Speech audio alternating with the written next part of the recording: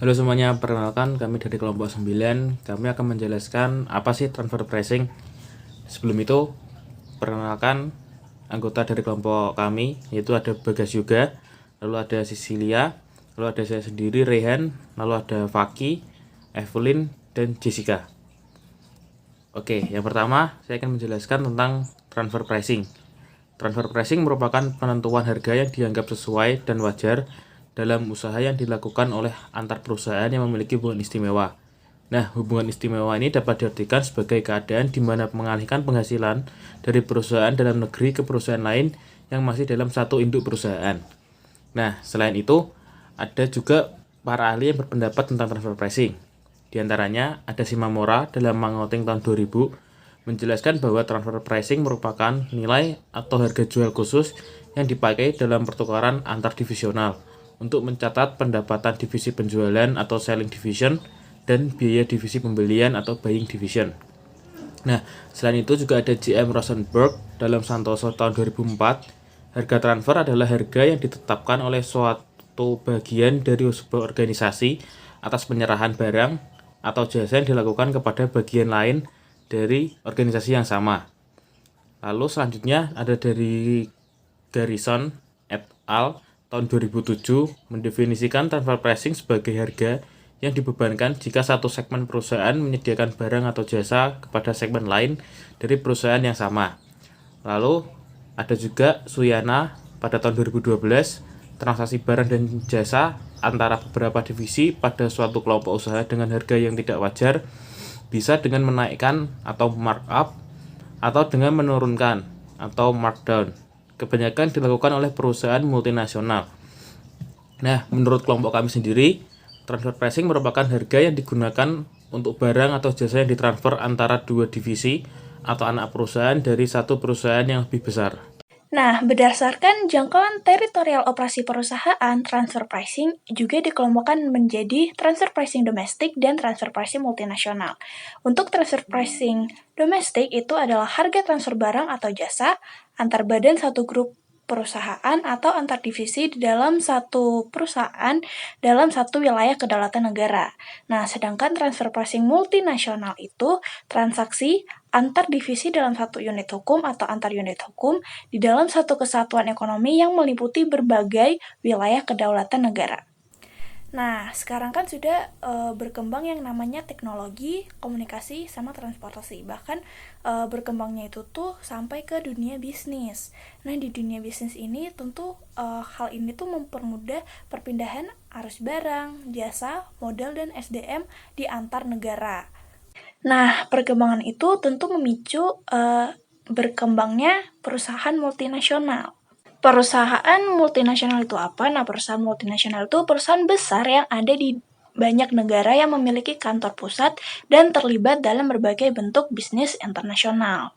Nah, perusahaan multinasional ini tuh sebagai pelaku perdagangan internasional, dia tuh memanfaatkan perkembangan teknologi, transportasi, dan komunikasi itu untuk menjalankan usahanya di berbagai negara.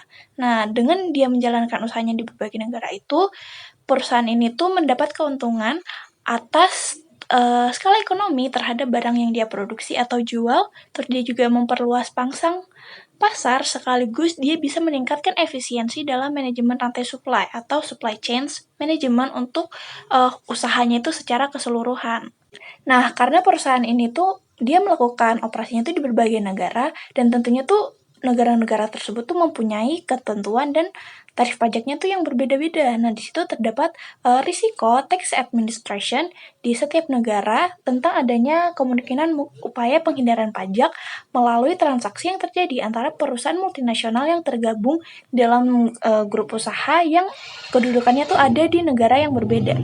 Pada umumnya, upaya penghindaran pajak itu bisa dilakukan dengan melakukan penggeseran laba dari suatu negara ke negara lain melalui transaksi antara pihak-pihak yang mempunyai hubungan istimewa yang berkedudukan di negara yang berbeda.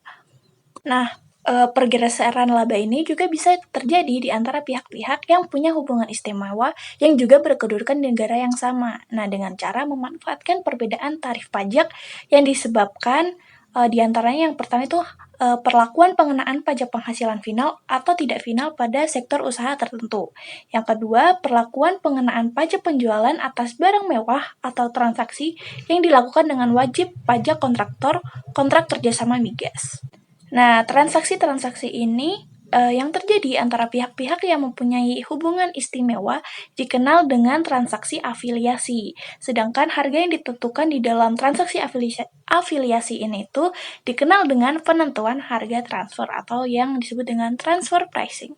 Perencanaan pajak pada perusahaan multinasional ini tuh ada dua. Yang pertama, persyaratan perencanaan pajak suatu perusahaan multinasional. Yang kedua, pajak berganda perusahaan multinasional. Persyaratan apa saja sih agar perencanaan dapat dikatakan efektif dan serta bertanggung jawab dari pihak eksekutif atas masalah-masalah perpajakan pada perusahaan multinasional? Nah, syarat yang pertama itu punya latar belakang pendidikan ilmu keuangan negara. Yang kedua, punya pengalaman dalam memahami suatu ketentuan peraturan perundang-undangan perpajakan. Yang kedua, menguasai beberapa bahasa asing. Dan yang terakhir, memiliki pengetahuan akuntansi dan manajemen yang memadai. Masuk ke poin kedua, yaitu pajak berganda perusahaan multinasional. Nah, jadi masalah pengenaan pajak atas penghasilan yang berbeda yuridiksi pajaknya itu adalah masalah yang sering ditemui. Nah, pemecah terhadap masalah ini tuh biasanya dilakukan melalui perjanjian penghindaran pajak berganda atau P3B. P3B itu adalah suatu persetujuan antara dua negara atau lebih dengan membagi hak untuk mengenakan pajak atas suatu penghasilan yang berasal dari suatu negara yang diperoleh penduduk atau residen negara lain. Nah, P3B ini itu bertujuan untuk mencegah pengenaan pajak berganda atas penghasilan perusahaan multinasional dengan cara membedakan serta memisahkan penghasilan dengan biaya yang dialokasikan di berbagai yuridiksi pajak. Tipe dan metode transfer pricing. Nah, tipe dan metode transfer pricing ini ada dua, yaitu intra-company dan intercompany. Intra-company sendiri itu adalah transfer pricing yang terjadi antara divisi perusahaan. Lalu yang intercompany adalah transfer pricing yang terjadi antar perusahaan yang memiliki hubungan istimewa. Next. Nah, tujuan dari tipe dan metode transfer pricing itu untuk praktek transfer pricing dapat membuat harga dari barang atau jasa yang dijual menjadi terlalu mahal atau disebut overpricing. Nah, maupun terlalu murah atau disebut dengan underpricing. Next. Metode harga transfer. Metode harga transfer ini ada 5, yaitu yang pertama ada comparable uncontrolled price method atau metode perbandingan harga antar pihak yang independen, yang artinya membandingkan harga antar transaksi yang dipengaruhi hubungan istimewa yang diuji dan transaksi independen. Yang kedua ada resale price method atau metode harga penjualan kembali.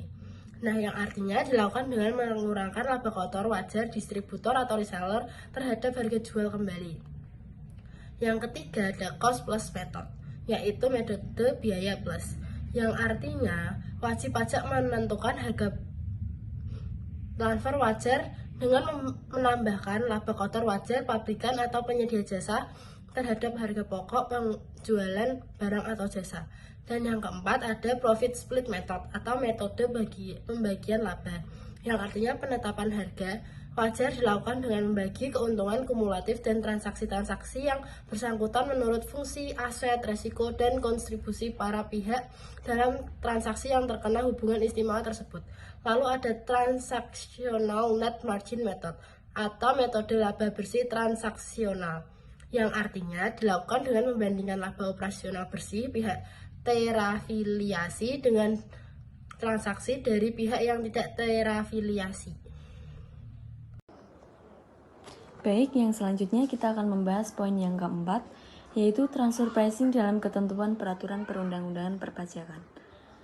Nah, dalam peraturan Menteri Keuangan Republik Indonesia ini, ketentuan mengenai kesepakatan harga transfer atau advance pricing agreement yang bisa disebut sebagai APA merupakan perjanjian tertulis antara Direktur Jenderal Pajak dan wajib pajak atau Direktur Jenderal Pajak dengan otoritas pajak pemerintahan mitra P3B yang melibatkan wajib pajak untuk menyepakati kriteria dalam penentuan harga transfer atau menentukan harga wajar dan laba wajar di muka.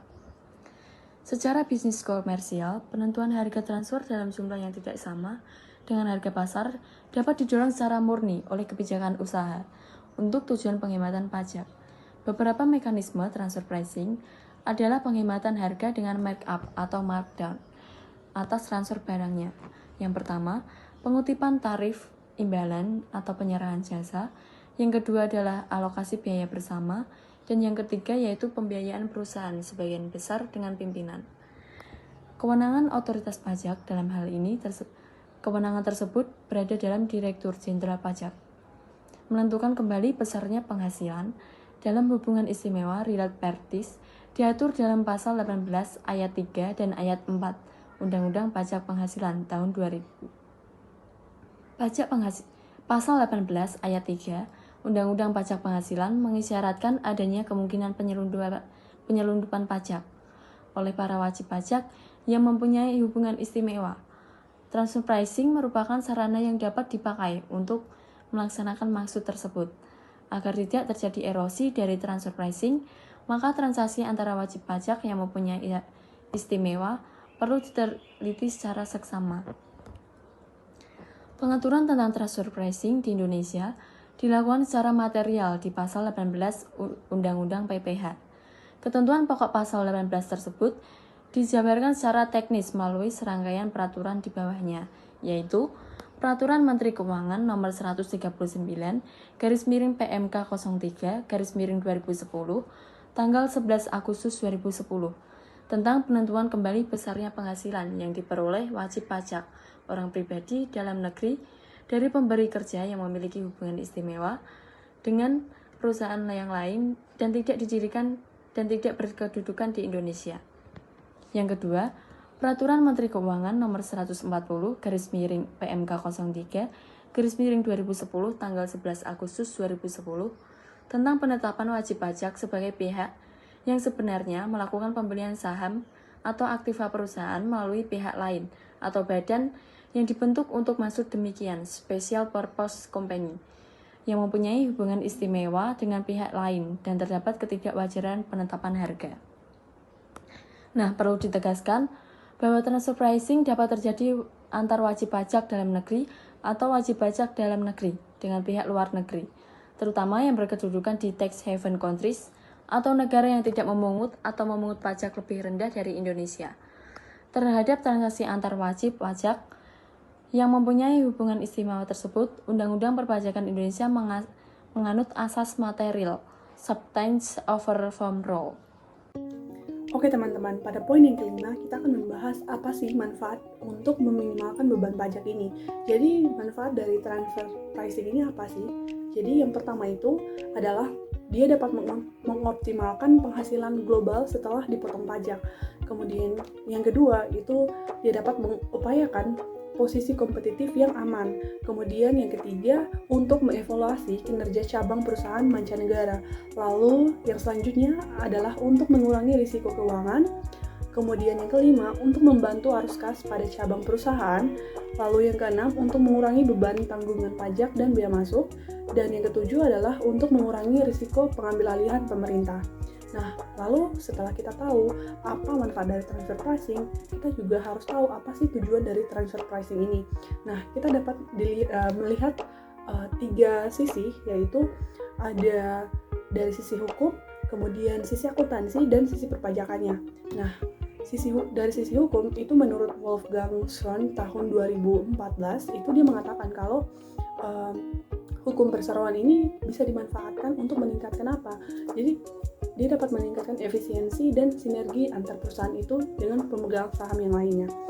Nah, lalu dari sisi akuntansi kita lihat yang dari sisi yang kedua ini kegunaan dari transfer pricing ini tuh apa? Jadi dari sisi akuntansi manajerial itu adalah untuk memaksimalkan laba. Jadi dia lebih berfokus pada keuntungan perusahaan dengan cara dia menetapkan harga barang atau jasa yang dilakukan oleh unit organisasi tertentu itu terhadap unit organisasi yang lain itu dalam perusahaan yang sama begitu. Jadi lebih fokusnya tuh lebih ke laba atau keuntungan. Nah, lalu yang ketiga adalah dari sisi perpajakannya. Nah, jadi transfer pricing ini merupakan kebijakan penetapan harga yang dilakukan khusus bagi pihak-pihak yang memiliki hubungan istimewa. Nah, jadi wajib pajak ini dia akan menentukan harga dalam proses jual beli dalam pembagian sumber daya dengan anak perusahaan lainnya. Jadi dalam sisi perusahaan itu transfer pricing bisa dilakukan khusus bagi pihak-pihak yang memiliki hubungan istimewa. Seperti itu. Seperti yang kita tahu, negara yang berdaulat memiliki kepentingan nasionalnya sendiri. Indonesia harus membuat regulasi transfer pricing yang sesuai dengan kondisi dan kebutuhannya, dengan menomorsatukan tujuan yang ingin dicapai oleh DJP sebagai otoritas fiskal khususnya dan tujuan nasional pada umumnya. Kemudian tujuan transfer pricing ini adalah untuk menentukan harga wajar dan wajar atas transaksi internal tersebut, sehingga memungkinkan perusahaan melaporkan laba secara akurat dan mematuhi peraturan perpajakan. Kemudian dari 8 metode transfer pricing yang tercatat di presentasi kami ada CUP atau Comparable Uncontrolled Price, Resale Price Method, Cost Plus Method, Profit Split Method, kemudian Transactional Net Margin Method, Comparable Uncontrolled Transaction Method, kemudian ada Tangible dan Intangible Asset Valuation, kemudian yang terakhir ada Business Valuation. Mana yang paling tepat? Menurut kami adalah yang paling tepat itu CUP. Kenapa CUP? Karena pendekatan yang digunakan dalam prinsip kewajaran pada dasarnya adalah pendekatan berbasis transaksi. Metode ini dianggap baik karena menitik beratkan pada analisis yang paling dekat dengan harga, produk, dan transaksi yang sedang dianalisis. Sekian presentasi dari kelompok 9. Terima kasih.